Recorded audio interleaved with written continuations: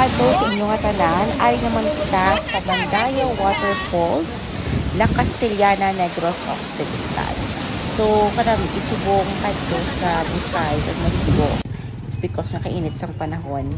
So, first stop namon pagkadto namon dire, nagbayad kami anay sang amon nga entrance. So, amon ni ang entrance sang Bandaya Waterfalls magkadto kamo dire. So, hindi makamo magtalang, kay ara lang. Gid ang place, lapit lang gid sa dalan. And, ari na, nagulat kami nga matapos na siya kay mabayad makami sang amon nga entrance. And samtang nagahulat, so, ari, naglantaw-lantaw kami diri. And then, sa nakatapos na, kami bayad sa amon entrance. So, amon ni ang place, at amon na diri ka masugod halin, kay kalawig kali na di sang ano bala, sang damo sang steps pakadto sa padulhog sa may waterfalls. Sorry.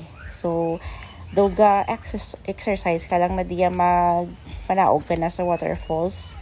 And by the way gali, ang nakita yun ni bala nga ano ni nga fence ni bala nga made of bamboo.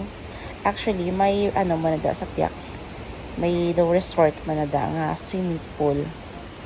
And then ariyo samtang kapanaog kami baka nami isang lugar kay kadagko sang mga kahoy and lagko sang mga bato nga makita mo. And then nami sa mata kay green ang makita sa imo nga mata bala ka refreshing sa panulukan. So ari nan hapo-hapo ko di actually samtang panaog ko kay kalawig sang steps nga dapat mo agyan para makakadto ka dito sa may Bandaya Waterfalls kid sa idalom. Ani picture anay with the video kami anay dio katag-as ng mga kahoy siguro mga ibandigan siguro mga century old na siguro nga mga kahoy. And tawag na pala na ara anami sang kahoy. And then ara na nakita na ang bridge. So dayon ara na daang sa idalom ang Bandaya Waterfalls. Ara sige malakaran taon naton kung din kidampi ang ginahambal nila din nga waterfalls nila. So, pero before ko din nagkanto ko din ay sa may bridge. So, lantaw anay. So, actually, pagkabot na mo, damo na sa mga nagapaligo. Mga kabataan na nagapaligo. So, ari siya, ang surrounding siya sa Bandaya Waterfalls. And, ara ang waterfalls, so, nakita ko nyo, the very beautiful, sa mga itsura. Ara, na nice. Excited, hindi ko na maligo. Ang mga kabataan na kurang kapaligo daw. Para and then close up ko ang waterfalls and para so ang makaya sa pagkadto na mundi ang weather is nang siya kay kasama ka adlaw kaga wala nag-ulan. So nice good siya para magpaligo palahaw. So ara sa dalom sang bridge nan suba ara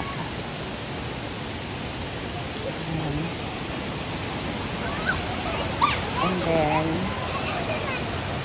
balik kaliwat sa radio sa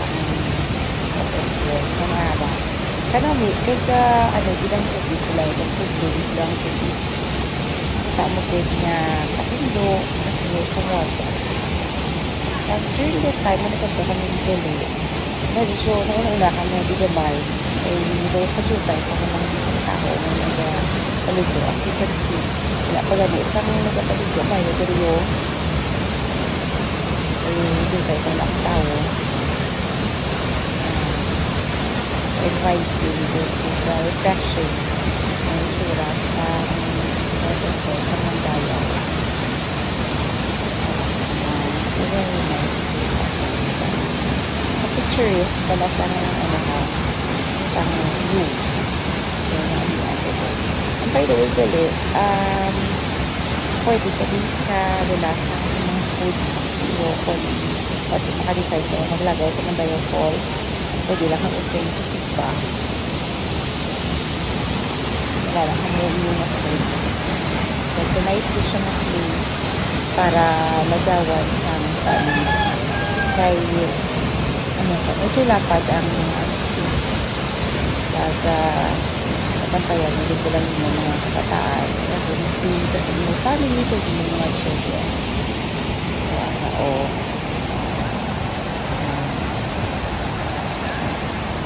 kasi, pwede na ligo. Pero at least ligo, lalo na video for YouTube purposes.